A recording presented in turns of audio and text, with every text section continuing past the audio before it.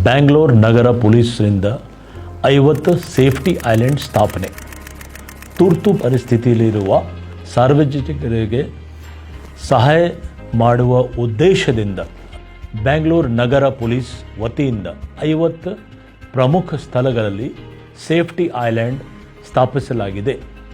ಸಾರ್ವಜನಿಕರು ತುರ್ತು ಪರಿಸ್ಥಿತಿಯಲ್ಲಿ ಫೋನ್ ಇಲ್ಲದರೂ ಪೊಲೀಸರೊಂದಿಗೆ ನೆರವು ಪಡೆಯಲು ಈ ಸೇಫ್ಟಿ ಐಲ್ಯಾಂಡ್ ಸಹಾಯವಾಗುತ್ತದೆ.